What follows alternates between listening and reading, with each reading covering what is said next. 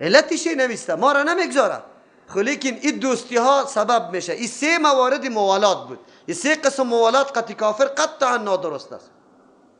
دوستی با کافر بدون از اینکه عقیده مفکوره و منهجش تو دوست نداری، بالکل قطعش ضد استی، اما به خاطر از این دوستی میکنی که این طرف طایفه مسلمان ها را ضربه بزنی، ایام حرام و چی است؟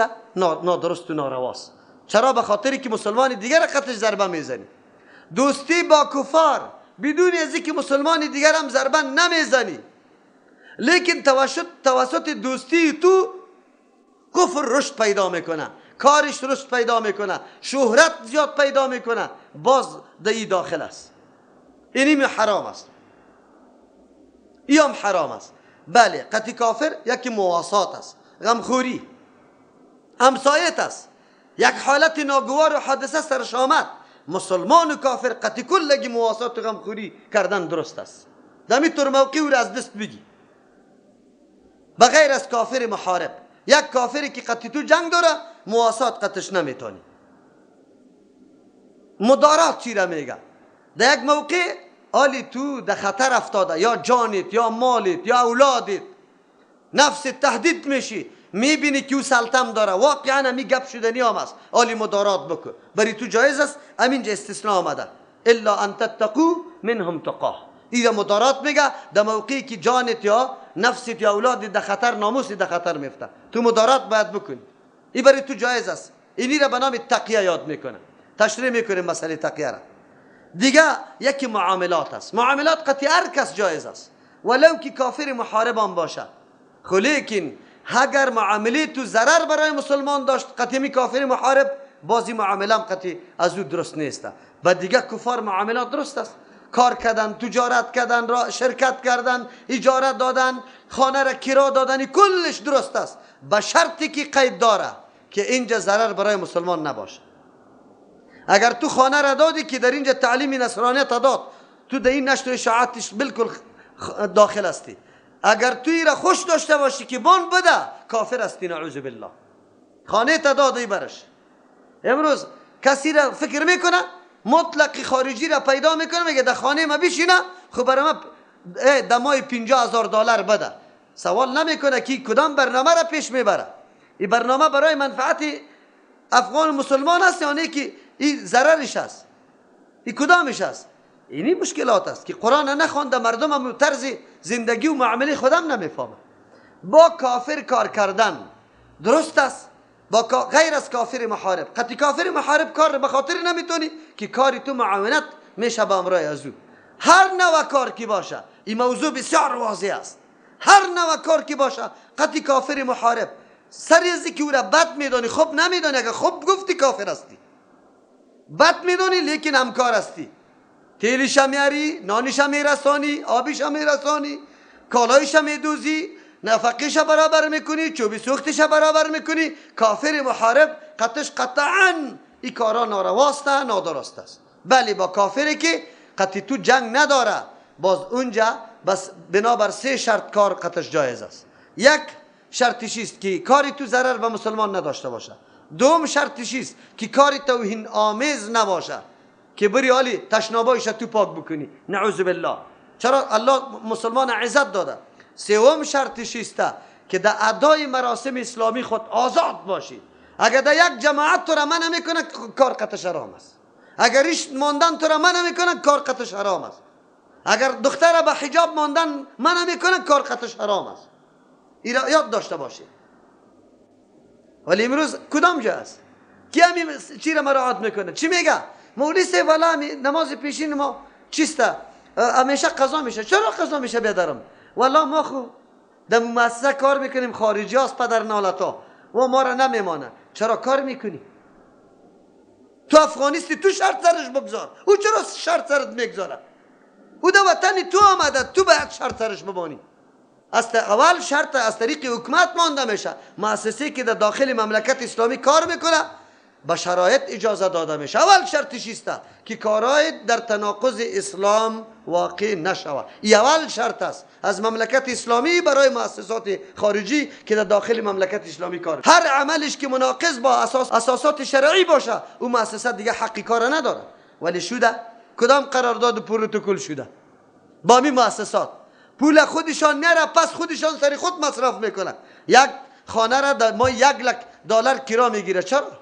تو پول برای کمک و مساعدت مردم آوردی، سری مردم چی بکو مصرف کو. موتر لوکس برای خود میگیرن، چیست ماگکی که لوکس دیش گشت و گذار میکنن، خدمه و خوراکا و گپا را کلش برای خود میگیره. اگر تو واقعا خدمت میکنی در حکومت بده، تسلیم کو پیسه را. اگر اعتماد نداری که حکومت بررسی نمیتونه او حکومت خرج نمیکنه، این اعتماد نداری، بله عالی محاسبه را بده. همو قسم که افغانی در کدام خانه زندگی میکنه توم زندگی کن، و کدام موتری که افغانی میگرده توم بگرد.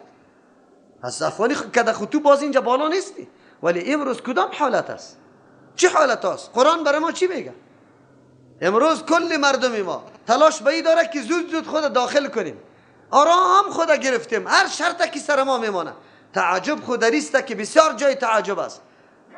اعلان میشد که 3 دختری اینی قدر سن و سال والا را ما در مؤسسه خود میگیریم. 1,000 دختر امتحان میده، در 1,000 همو 3 دختری که از او کده خوب صورت و جمال و زیبایی نداشته باشه اما را انتخاب میکنه. امتحانم به می خاطر بگیره. ما افغانا خود چی کردیم؟ کدام حالت آوردیم؟ به الله قسم همو گبی کدام دستاری بابا و اجداد خودم قطی خاک یکسان کردیم. افغانی یک وقت غیرت داشت، امروز کجاست؟ امروز چی حال است؟ به خاطر که نان فرانسه را خوردی چی؟ یا نان کانادا را یا نان انگلستان را کدامش خوردی؟ چرا؟ حیثیت و غیرت خوب باقی مانده. چرا می کارا میکنیم؟ تو افغانی واسطه میشی. دیگه جاسوسی کردن برای ازوا. امام مالک رحمت الله علیه میگه جاسوس سپرده شده به حاکم وقت، به قاضی وقت. چرا؟ مسئله از او تفصیل کار داره. یک آدم نمیفهمه همونطور قطع ازوا یک جای شده، یک آدم شعوری رفته، یک آدم بنابر دشمنی شخصی اینجا قطعی مسلمان داره رفته قطعی کافر جاسوسی کرده رویسته. از او خاطر به حاکم وقت حواله شده که اگر گیر شوه که به کدام حیثیتی جاسوسی کرده رویسته او بعد از او قابل قتل و کشتن است. چرا؟ به خاطر هیچ نوع کمک با کافر علیه مسلمان نمیشه، قطعا نمیشه. امی آیتایی که در مختلف صورت ها آمده امی موضوع را برای ما بیان میکنه. از او خاطر موالات و دوستی با کفار قطعا نادرست است. خصوصا برنامهش خوب گفتن. امروز مردم مسلمان ها را ملامت میکنن، مجاهدین بد میگه، جهاد بد میگه، مجاهدین هم نه. اگر مجاهدین بد بگه که کاری بد کرده باشه ما بد میگیم، کاری غلط کرده باشه خون نمایندگی اسلام نمیکنه. چرا؟ اسلام برای خود یک نظام است. اما یا چی میگه؟ جهاد بد میگه. جهاد کجا؟ جهاد نیست و ایران نیست. اسلام جهاد روا کرده. شما یک مصاحبه را بشنوید، قطعی یک عالم مصری یک زنی که در امریکا زندگی میکنه از طریق چینل الجزیره و مناظره داره برای او زنه که چی انتقاد داره. میگه اولین نعوذ بالله اولین محرک جنگ و اختلاف اسلام است که این ملت ها را تقسیم کرد که بعضی را اسلام بعضی را کافر مقرر کرد. شما مناظره را بشنوید باز براتان معلوم بشه که در دنیا چقدر زنای مسلمان یا استخدام کرده و پس علیه اسلام نعوذ بالله در کار انداخته. امروز همونطور نیست. خواهر ما بجای از اینکه بیا خواهر دیگر را دعوت بده که حجاب بکو، عزت تا آبروی تا نگاه کو، من اینی قدر زندگی را تیر کردم این زندگی به این سیستم بشه، میایه به دختری جوان میگه که چی به درد میخوره ای؟ یعنی کونه است، ایره او طرف کو، ای از بابا و اجداد کونه فکری ما مانده، او طرف کو، قولای تلوچ کو، در بازار برای این طور کو. امروز امی برادر خواهری ما امی برنامه کافر او پیش میبره. این آدم چطور خدا بگوید که من مسلمان هستم و من ایمانم بر جای است، حجم بر جای است، زکاتم بر جای است، نمازم بر جای است؟ شما بگوید که او خود میره دیگر را دعوت میده به سوی نعوذ بالله نظام کفری. چطور شده میتونه که یک آدم اسلام بد معرفی میکنه، اسلام نظام عقب مانده معرفی بکنه، دموکراسی را نظام رشد و ترقی معرفی بکنه؟ این آدم اسلام گفته میشه؟ اسلام گفته نمیشه. امروز مشکل این است که ما نواقض ایمان نمیفهمیم که ایمان چی نواقض داره، ایمان چی نواقض است. این را نمیدانیم، تنها ایمان خودش نمیشناسیم، نواقضش از کجا بشناسیم؟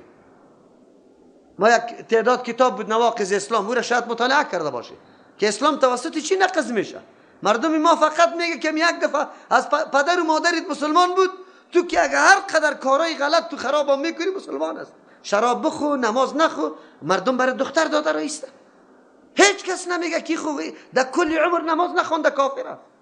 این خو شراب حلال میگه، این خو پیغمبر دشنام داده، این خود توهین میکنه قرآنه. امیال همونطور مردا هست یا نه؟ به خودم تلفن میشه خطا آمده که شوهرش اینی تو عقیده داره.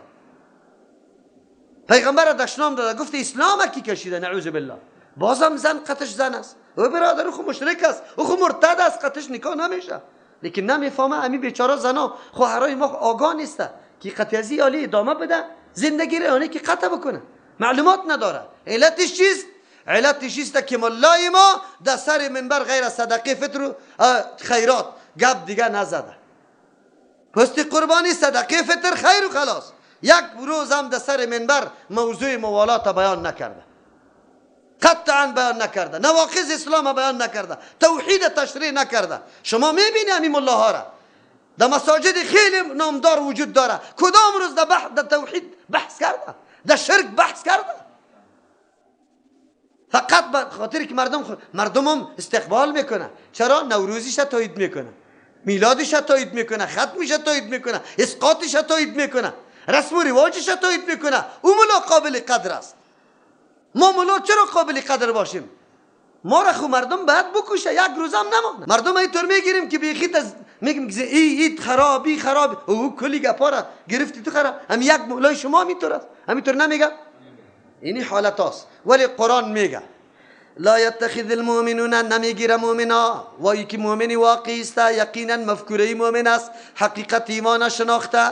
مؤمنی که واقعا رشته محبت و رابطه محبت با الله قائم کرده، کی را نمیگیره؟ الکافرین، کفار نمیگیره. بچی؟ اولیاء به دوستی، قطعا از دوستی نداره. من دون المؤمنین، بغیر از مؤمنا. چرا؟ به خاطری که دوستی به امرای الله تبارک و تعالی تقاضا میکنه که دوستی الله را دوست بگیری که مؤمن است، نه که دشمنی الله را به دوستی بگیری. نه. و من یفعل ذلک، 5 تهدید الله اینجا ذکر میکنه. و من یفعل ذلک، کسی که کار میکنه یعنی دوستی با کفار میکنه، فلیس من الله فی شیء، نیست از جانب الله، یعنی نیست در زمره اولیای الله. فی شیء، یک چیزی هم، یک اعتبار هم نداره از جانب الله یا شخص. فلیس من الله، نیست از جانب الله فی شیء، در کدام امر معتبر. ای اگر زندگی ها میکنه خدا مؤمن ها میگه خب پیش الله قدر و قیمت نداره. الا ان تتقوا منهم تقاه، مگر که شما میترسی منهم از همه کفار، تقاتن بترسیدن. از کافر ترسیده، زورم داره، قوتم داره، تو در مملکت شام هستی، بالکل کدام تهدیده که متوجه می سازه او را حتما انجامم داده میتونه. خطری جانیت است یا خطری اولادیت است، اینجا تو مدارات کده میتونی. مدارات چی را میگه؟ خوش آمد و پیش آمد ظاهری، در دل قطعا دوست نداشته باش. این تو رایت است. الا من اکره و قلبه مطمئن بالایمان، در سوره نحل که میاد، در سوره نحل آیت 106 اونجا که میاد که اگر کافر تو را تهدید کرد به قتل یا به قطع عضو، او تو یقینا میفهمی که این آدم همی کار میکنه، او برات میگه که یا کلمه کفر بخوان یا تو را میکشم، بالکل کلمه کفر بد رخصت است. در زبانت بخوان، خود قلبت ایمان چی باشه؟ بالکل مستحکم باشه. عمار ابن یاسر رضی الله عنه همونطور کرد، پدر و مادر نخواند کلمه کفر، شهید شدن، بچه خواند، لیکن آمد پیش پیغمبر گریان گفت یا رسول الله جنایت کردیم، کلمه کفر به زبان خواندیم. پیغمبر آیت آمد، پیغمبر برش گفت که در قلبش ایمان بود یا نه؟ گفت بالکل ایمان مکمل بود. گفت پروا برات نداره. خو این صورت رخصت عزیمت نیست.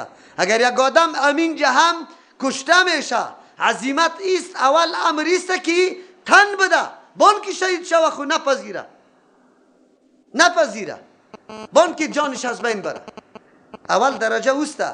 بله در درجه رخصت برای تیسته که برای حفاظت نفس خود اولاد خود، ناموس خود تو مدارات بکن، تو مدارات قطع ازوا بکنی. مدارات خوش آمد و پیش آمد، منهجش، مفکوریش، رسم و رواجش خوش نداشته باشی، خو لیکن در ظاهر مجبور هستی، راه دیگری نداری.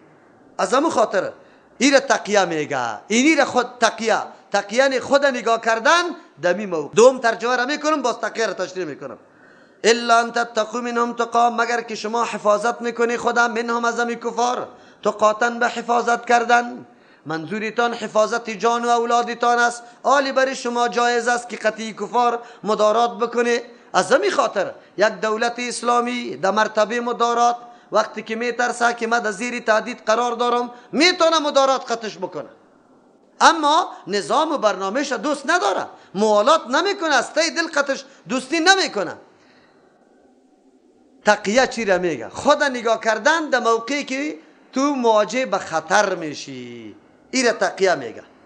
خود نگاه کردن در موقعی که تو در معرض خطر واقع میشی. شریعت اسلامی را اجازه کرده، رخصت داده، به شرطی که نفس در خطر باشه، اولاد در خطر باشه، مال نه، مال که در خطر باشه. در اینجا دو طایفه است. یک طایفه خوارج است. خوارج آنقدر در اینجا محکم هستند که ولو سرت بریده میشه بالکل برای تو جایز نیست که مدارات قطعی کافر بکنی. امی پیش آمد و خوش آمد هم برات جایز نیست. اینجا آیت قرآن برای ما اجازه میده، لیکن وا میگن نه نمیشه، یا خیلی افراد کردن در اینجا که میگه قطعا نیست. او طرف برادرای شیعه وا چی میگه؟ وا میگه در هر معامله تقیه درست است. چرا میگه؟ اصل هدف دیگه جای است. وا میگه پشت سنی نماز بخوان دست بسته، بلکه اگر پشت سنی نماز خواندی مستی که پشت پیغمبر نماز خوانده باشی، همین ثواب داره. چرا؟ به خاطری که تقیه کردی، او تقیه ضرورت دین است، رکن دین است. بدون تقیه ایمان تکمیل نمیشه. در اینجا هیچ خطر هم نیست، نه خطر مواجه مالید، نه جانید، نه اولادید، هیچ چیز هم نیست. حالا یک اهل تشیع در مسجد سنیا بیا نماز بخونه، کس برش چیزی میگه؟ نه، هیچ خطر برش مواجه نیست. خو یا میگه نه حتی من تقیه شوه. چرا این تقیه را بیخی ضرور میدانه؟ به خاطر یک هدف دیگه، به خاطر ابطال خلافتی که ابوبکر و عمر و عثمان رضی الله عنهم. اصل مستحق خلافت علی رضی الله عنه بود. پیغمبر خلافت وصیت کرده بود به علی. غاصبین پیدا شدن مثل ابوبکر و عمر و عثمان اعاذنا الله منها. غاصبین پیدا شدن، خلافت وا غصب کردن. خیر علی رضی الله عنه در زیر فرمانش چرا جهادا میکرد، چرا کار میکرد، چرا دختر میداد، چرا دختر میگرفت، چرا اولاد خدا به نامای از آنم گذاری میکرد؟ آسان جوابی از یا چیز تقیه میکرد که یک طرف علی رضی الله عنه آنقدر دلاور و شجاع است که چشم حراس از هیچ کس نداره، از هیچ کس. در هر میدان جنگ کامیاب کیست؟ علی. هیچ چشم سوز نداره. او اینجا از کل که در بزدل است. در این موضوع خلافت از کل که در بزدل است که حتی مطالبه هم نمیکنه، یک یادآوری برای امراها و امنواهای خودم نمیکنه که امی ابوبکر رضی الله عنه خلافتی مرا گرفته. و جناب برادر شیعه، این خلافت در کدام حدیث ذکر شده؟ این خلافت در کدام آیت قرآن ذکر شده؟ اگر توی عقیده را داری که قرآن ناقص است، آیتایی که در اونجا موضوع خلافت علی بیان شده او گم شده او از بین رفته، باز خود قرآن میگه انا نحن نزلنا الذکر و انا له لحافظون. حرف و حرکت قرآن کسی تغییر داده نمیتونه. باز اگر هر کسی که سری قرآن عقیده نقصان داشته باشه او مسلمان است یا کافر؟ او کافر میشه. عجیب است. خلافت موضوعی است که مرده پیغمبر علیه السلام دفن نمیشه، همینطور افتاده. او شورای صحابه روان است که حال جانشین پیغمبر کی شوه. این قدر مهم است که جسد پیغمبر در خاک دفن نمیشه، اولی موضوع گرفته میشه. خب پیغمبر یک مورد حدیث نداره که بگوید که خلیفه بعد از من فلان است. یک قرآنی موضوع را بحث نمیکنه که امامت بحث کنه که امام فلانی میشه. من از تو سوال دارم، خب آیا این صحابه که مال جان همهش قربانی کی کرده بود؟ پیغمبر صلی الله علیه و سلم اگر امر میکرد که داتش درای داتش میدر آمدن، آیا این وصیت پیغمبر قبول نمیکردن که خلافت یا خلیفه کی باشه؟ علی رضی الله عنه باشه. کسی که بچه کاکای پیغمبر است، کسی که داماد پیغمبر است. آیا صحابه به سر و چشم را قبول میکرد یا نمیکرد؟ بالکل میکرد. چرا تفرقه را در امت پیدا میکنین؟ اختلاف از کجا شروع شد و چرا پیدا کرد؟ برو دولاده و نواسا و کواسای علی، برو علی رضی الله عنه محصور، لیکن بیا در اولاد حسن و حسین رضی الله عنهم اینقدر اولادشان که به نام عمر و عثمان و چیسته بگه ابوبکر نام نهاده شده، دخترایشان حفصه و عایشه نام داره و بغض داشتن قطعی خلفا. حالی پس آنها خیلی چیز نبود. باز حسن رضی الله عنه خلیفهش بود، چرا اون محکم نگرفت که بس دیگه مبارزه را شروع میکرد و گفت خون مسلمانان نریزه، بس صلح کرد قطعی معاویه رضی الله عنه. ببینه و خود تسلیم میشه به صلح، خیر اورم مداهن میگی، اورم بزدل میگی، اورم جبون میگی، نعوذ بالله. باز امی مدت اسلام خیر چه قدر است؟ مدت اسلام عمر پیغمبر علیه السلام مکمل در مبارزه و جنگ و جهاد تیر شده، خیر اسلام کدام ترقی و پیشرفت دیده؟ دیگه کلی حکمت ها غاصب، کلی نظامان فاسد تا که مهدی برایه. یعنی کلی عمر دنیا فقط 40 سال مهدی اسلامیت است، دیگه کلی عمر دنیا چی است؟ ظلم و بربریت و پاچاهیزم و ایگه پاسته. یه عقل قبول داره؟ چرا؟ لکو صحابه کرام آنقدر محبت با یکی دیگه داشت. علی رضی الله عنه ابوبکر رضی الله عنه را اوتر ارزش و مقام میداد که پرسان نکن. ابوبکر رضی الله عنه یک شخصیتی بود که هر کس برش همونطور احترام قائل بود. چرا اوتر میکنی؟ این اختلافات است. تقیه را یا جزء دین خود میدانه و در هر جای لازم میدانه.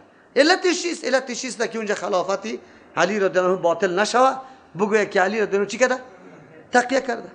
حالا که تقیه به طریق دائم نیست، این تقیه در حقیقت خود نگاه کردن در موقع چیست؟ خطر جان و اولاد. او هم در مرتبه رخصت است یا عزیمت؟ در مرتبه رخصت است، عزیمت هم نیست. یک تهدید خویی بود الله کرد که کسی که با کفار موالات میکنه از طرف الله در هیچ اعتبار قرار نداره، هیچ حیثیت قرار نداره. یک. دوم و یحذرکم الله نفسه، میترسانه شما را الله تبارک و تعالی نفس از عذاب ذات خود، که عذاب الله خیلی قوی است، دائمی است. از او خاطر الله تبارک و تعالی شما را میترسانه که نکنید دوستی با کفار که سبب عذاب الله تبارک و تعالی میگرده. و الی الله المصیر، فکر نکنید که دنیا کشوفش همیشه همینطور است. مردم ها بگوید که والله اینمی کشوف است، همی دفتر و دیوان است، همی چیست لشکر و توبالا است. نه، یادتان باشه اگرچه چند روزی دنیایت خیلی کشوفش داری، و الی الله المصیر، خاص به سوی الله بازگشت است. تنها میری. اگه وزیر دفاع استی، اگه پاچاستی، اگه خارج استی، اگه پلان استی، اگه وکیل پارلمان، سفیر استی، حالی در روزگار دنیا خو خیلی زیاد تو بالا کشوفش داری، لیکن خاص به سوی الله تبارک و تعالی بازگشت است. الله از پیشت سوال میکنه مؤمن بودی؟ بله. ایمان تقاضای چی را میکرد؟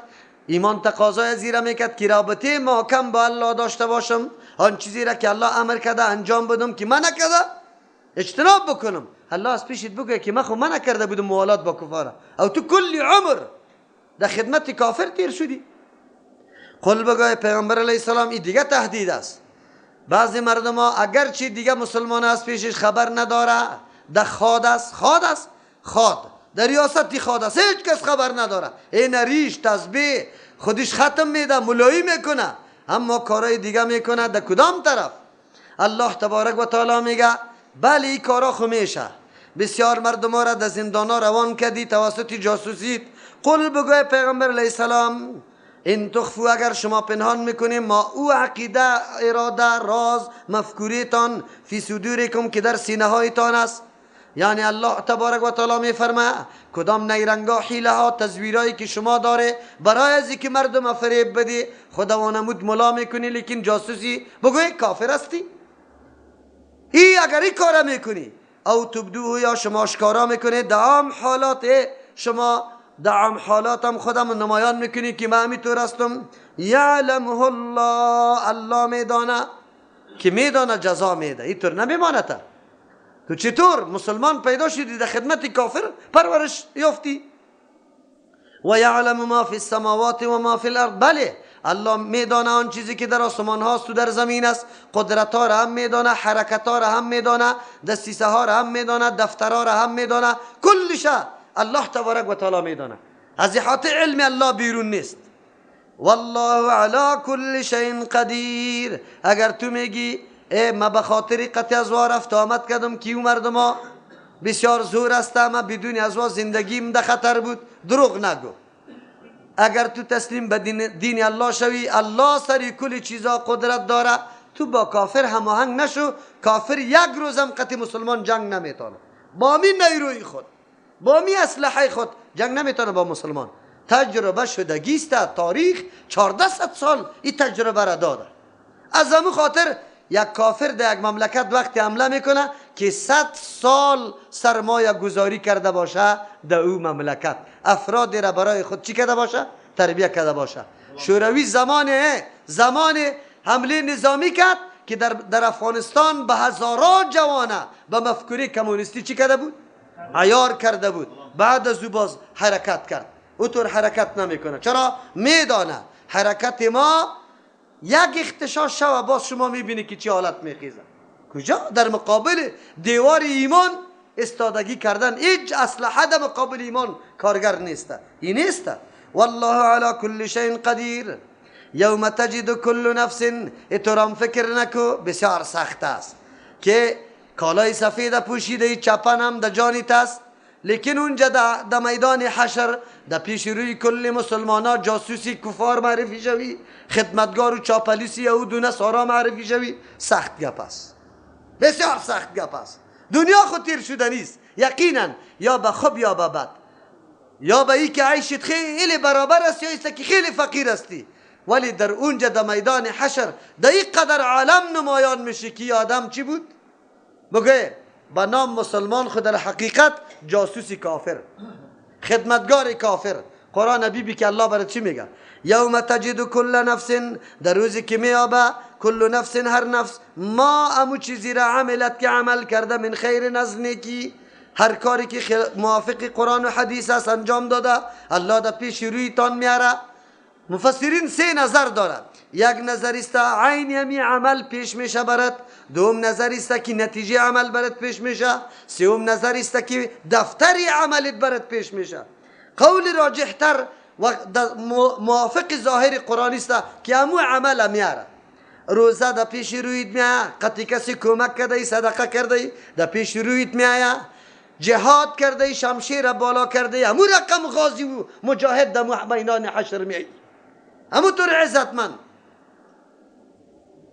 عبادت الله را کرده، نماز خوانده، کلش برای خدمت دین اونجا پیش میاد.